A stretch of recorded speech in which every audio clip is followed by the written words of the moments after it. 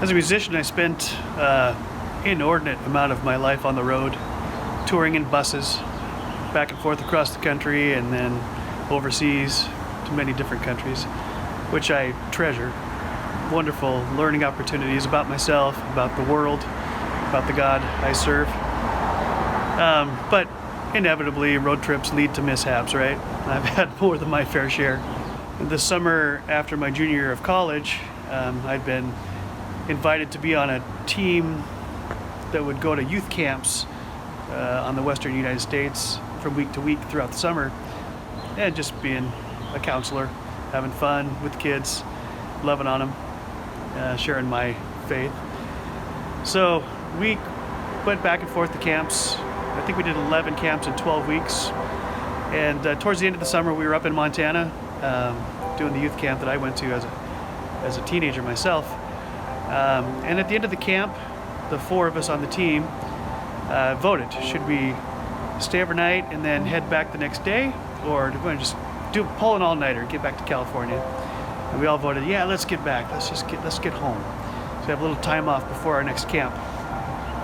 So we said we'll split up the driving duties, and then we'll go over a few hours. We'll switch drivers just to get us home by morning. It's probably, I don't know, from camp to California where we were, about a 22-hour drive, I think.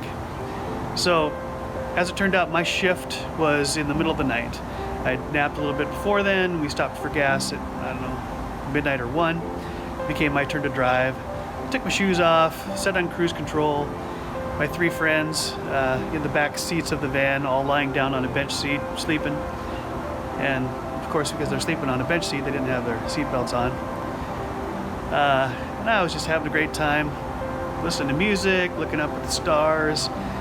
We were driving through Utah, and the mountains were on one side, creating a silhouette against the moonlight and the stars. And there was this little sliver of moon up in the sky above the mountains. My friend Julie was in the first seat behind me, and we had joked throughout the summer about how when the moon got that thin, that thin little C, it looked like the toenail clipping. So I thought, oh, I should let Julie know it's a toenail moon. Hey Julie, you awake? You awake, Julie? So I was thinking, oh man, she's gonna miss the toenail moon. But while I was thinking about all of that and not paying attention, apparently enough, the van on cruise control wandered off the right lane, right onto the side of the road, the edge of the road where it's kind of gravelly. But that's, as I looked up and felt the shaking of the van, I noticed that we were like just about to ram into one of those delineator posts, the reflector posts.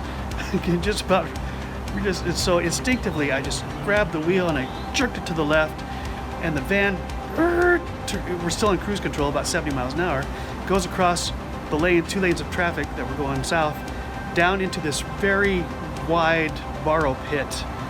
It wasn't super steep, but it did have a bottom, and back to the other side. And I'm trying to straighten it out to go down the borrow pit. Still, I don't think I've put on the brake because it hadn't crossed my mind. I'm just saying out loud as I can, Jesus, Jesus. And when the front left tire got to the bottom of the borrow pit, it tucked in, and the van rolled and rolled and rolled. I think it rolled 3.5 times or so, and the world is just going crazy. All you hear is crashing, and it's kind of like a super slow movie, and we're banging and jostling, and then eventually it goes completely silent, and the van's resting on the driver's side, and it's black. Can't see a thing, can't hear a thing.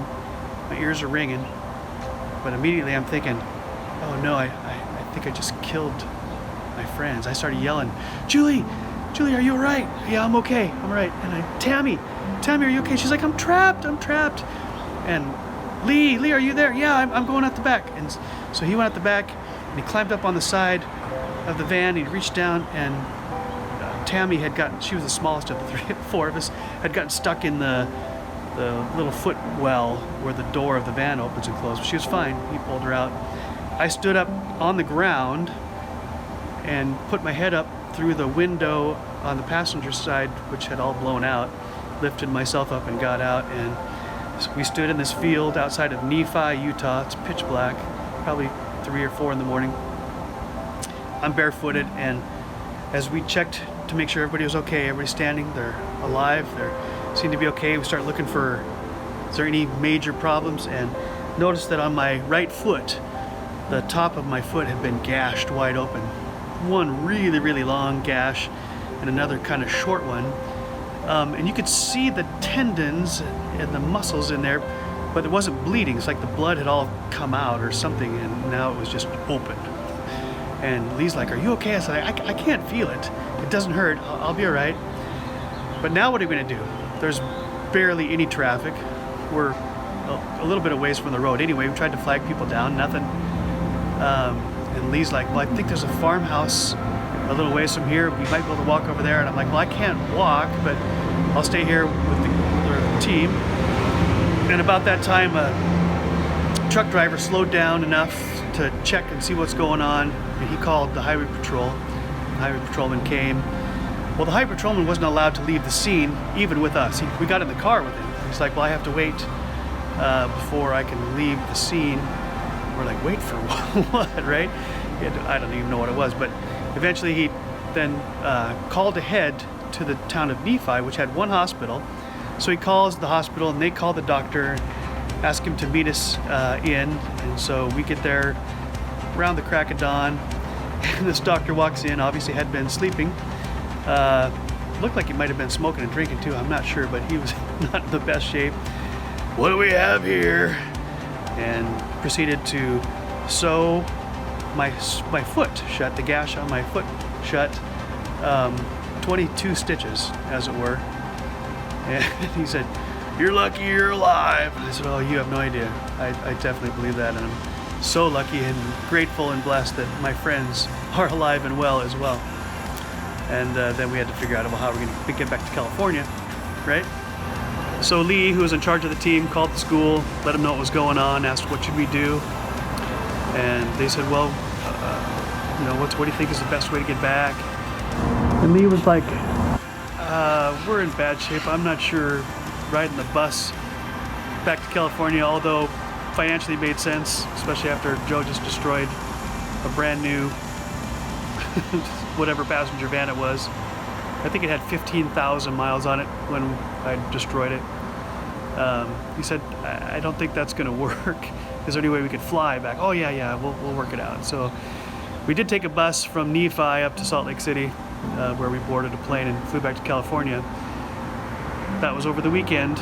Monday morning, back in a van, identical to the one I had just destroyed that was owned by the college, off to our next camp. And I got to tell you, that first couple minutes where I sat in the van in the driver's seat and everything is identical to the van that we had just rolled down the middle of the freeway in Utah, it was a little freaky, but I got over it. We moved on, and thankfully had no more mishaps like that.